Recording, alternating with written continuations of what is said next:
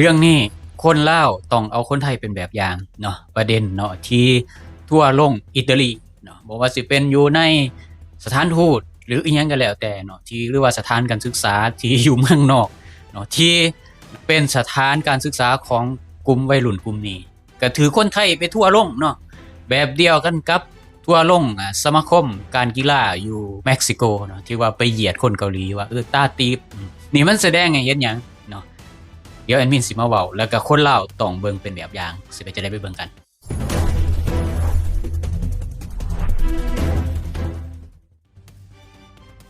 กับสบายดีแล้วก็สวัสดี FC ทั้งฝั่งไทยแล้วก็ฝั่งลาวเนาะคั่นเนาะสิ่งที่ต้องเป็นแบบอย่างเนาะแอดมินก็ขอเปรียบเทียบเลยเนาะผู้ใดสิบอกว่าเป็นหยังคือเปรียบเทียบกับคนไทยเนาะเพราะว่าภาษาเว้ากันหูเรื่องเนาะแล้วก็นิสัยใจคอที่มันคล้ายกันที่สุดเนาะแล้วก็อยู่ในทวีปเอเชียคือกันเนาะพี่น้องเนาะคือการเนาะเอาคนไทยมาเปรียบเทียบแบบนี้นี่ก็คือมันเป็นสิ่งที่ต้องเปรียบเทียบเนาะเปรียบดังว่าลูกคนข้างบ้านเป็นหยังคือเรียนเก่งแท้ได้ที่หนึ่งตลอดพ่อแม่ก็ยังเปรียบเทียบโอ้ยลูกเขาจะแม่นเป็นตับเป็นบี้เนาะก็คำภาษาลาวเนาะทำไมลูกชาวบ้านเขาทำไมเป็นผู้เป็นคนอหยังประมาณนี้นะแต่เป็นภาษาไทยแต่ลูกเราสิเป็นควายอะไรก็ว่ากันไปโตเป็นควายอะไรก็ว่ากันไปเนาะเช่นเดียวกันเนาะเรื่องที่เนาะทั่วไปลงวัยรุ่นอิตาลีที่มาเที่ยวเมืองไทยแล้วก็ไปเฮ็ดเสียงดังอยู่ในสถานีรถไฟฟ้า BTS เนาะสถานีรถไฟใต้ดินแล้วก็ไปเว้าแล้วก็มีสาวไทยคนหนึ่งเนาะไปต่อว่าให้พยายามลดเสียงลงแหน่อิหยังประมาณนี้นะก็มีพวกวัยรุ่นก็บ่พอใจเนาะว่าคนไทยอิหยังเรื่องมากเพราะว่านะคนแถบนั้นเขาสิใช้สิทธิ์ส่วนตัวหลายเกินไปเนาะเพราะว่าหยังในบ้านเขาเมืองเขานี่คือมันเป็นเรื่องที่มันเป็นสิทธิ์ของเขาแต่ว่าในเมืองไทยหรือว่าเมืองลาวก็แล้วแต่เนาะการเนาะมีสิทธิ์เป็นของตัวเองก็จริงแต่ว่าคันเฮาอยู่บ้านอยู่เรือนเฮานี่ก็บ่เป็นหยังได้แต่อันนี้มันอยู่ในพื้นที่สาธารณะเฮาก็ต้องให้เกียรติเนาะคนที่อยู่ร่วมทางนำเฮานำเนาะถ้าเปรียบเทียบเนาะคนลาวยกตัวอย่างเลยยกตัวอย่างเนี่ย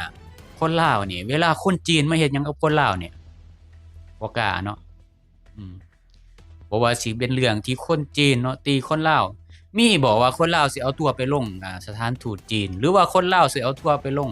อิหยังก็แล้วแต่ที่เกี่ยวกับคนจีนน่ะมีบ่อืมบ่มีเนาะคนไทยหรือคนเกาหลีใต้เขามีน้ำหนึ่งใจเดียวเนาะเขามีความเป็นชาตินิยมสูงลาวมีความเป็นชาตินิยมบ่มีเนาะส่วนหลายสิมีแต่กับคนลาวคือกันยกตัวอย่างท้าวเขียวท้าวเขียวบอกว่าอืมลาวมีดีหยังนี่พากันเครียดชาตินิยมสูงเนาะที่จริงแล้วมันบ่แม่นชาตินิยมดอกมันเป็นการแบบว่าเว้าให้ภาครัฐนี่บ่ได้มันออกร้อนออกร้นเนาะมันร้านบ้านย่านป่าว่าซั่นซะคนลาวส่วนหลายเนาะอันนี้คือส่วนหลายก็บ่ได้ทุกคนแต่แอดมินบอกเลยว่าส่วนหลายอืม แต่กับคนต่างชาติกับคนเวียดคนจีนเนี่ยก็มีอยู่ช่วงหนึ่งเนี่ยคนเวียดนี่ก็เว้าว่าเมืองลาวนี่ห่างกับเวียดนามนี่หลายร้อยปีเนาะความแบบบ่พัฒนาถนนหนทางเนาะก็เคยมีคือกันเนาะลักษณะนี้แล้วก็เนาะคนจีนบ่ให้เงินเดือนแล้วก็เอาคนลาวไปขังคุกสร้างคุกขึ้นมาเนาะเฮ็ดเกินกว่าเหตุเฮ็ดเกินเนาะอำนาจหน้าที่ เรื่องแบบนี้ต้องเป็นเรื่องของเจ้าหน้าที่ที่ต้องจัดการแต่ว่าคนจีนเนี่ยเอาคนลาวไปขังสร้างคุกขึ้นมาเองสร้างคอกขึ้นมาเองขังในหั้นเนาะเรื่องนี้ก็คนลาวก็มิดเงียบคือว่ามีคนจีนอยู่เบื้องหลังเนาะกลุ่มที่มีอำนาจมาเอาที่ดินของคนลาวเนี่ยเอิ้นว่ามาปุ้นกันแล้วกันเนาะคือล่าสุดนี่ก็คือมีทหารเนี่ยอยากได้ที่ดินของคนลาวนี่เรื่องเหล่านี้คนลาวนี่มิดเงียบ เรื่องอีหยังก็แล้วแต่ที่คนลาวถูกเหยียบยามเนี่ยจากคนต่างชาตินี่มิดเงียบเพราะฉะนั้นแล้วสรุปแล้วนี่คนลาวนี่หาญบ้านหยานป่าเก่งแต่กับคนในชาติเดียวกันความชาตินิยมนี่สูงแต่ว่าอยู่ในคนชาติเดียวกันแต่ว่ากับคนต่างชาติมิดเงียบปานส้นตีนญาทู่ปากขออภัยต้องเว้าแบบนี้เพราะว่ามันเกินเนาะเยียวยาแล้วสำหรับนิสัยแบบตรรกะของคนลาวที่มันผิดเพี้ยนเนาะเก่ง แต่ก็คนลาวในชาติเดียวกันเนาะ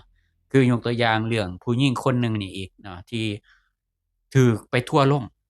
พากันมีน้ำหนึ่งใจเดียวเนาะไปต่อว่าผู้หญิงที่ไปเว้าให้รู้สึกว่าผู้ที่มียศมีตำแหน่งทางอำนาจทางการเมืองหรืออาจสิเป็นอาจารย์หรืออาจสิเป็นหยังก็แล้วแต่เนาะที่ขับรถไต่ไฟสูงแล้วก็ไปแย่งตาผู้หญิงคนนั้นก็เลยอยากหายเนาะลงมาต่อว่าเนาะแต่ที่จริงแล้วนี่มันเป็นเรื่องของมารยาททางสังคมในการใช้รถใช้ถนนเนาะบ่ว่าประเทศใดในโลกนี่แต่คนเรายังบ่ฮู้ว่ามารยาทเนาะในเรื่องนี้บ่ว่าสิเป็นศาสตร์ใดเขาก็มีความเซนซิทีฟเนาะต้องเคารพเนาะกับผู้ที่ร่วมใช้รถใช้ถนนกลายเป็นว่าผู้หญิงคนนี้ถูกทัวร์ลงแล้วก็ถูกกดดัน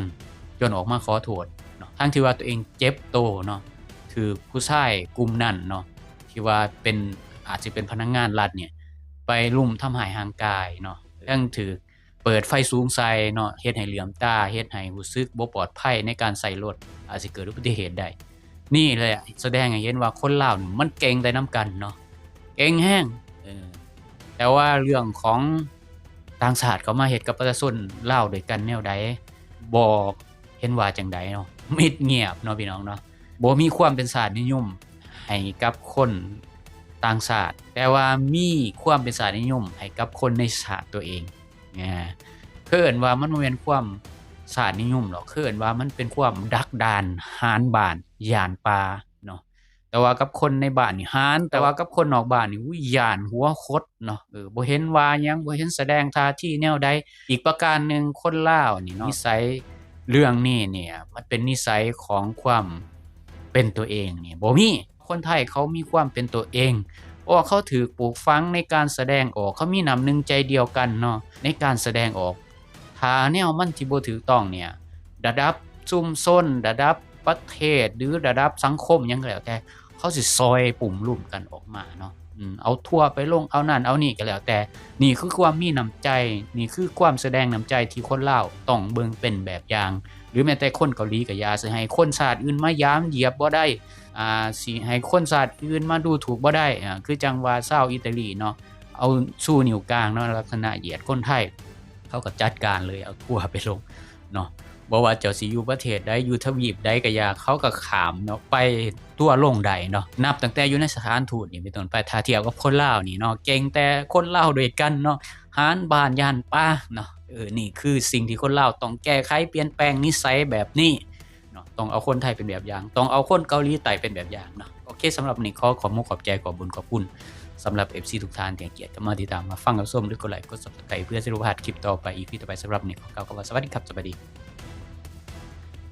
บาย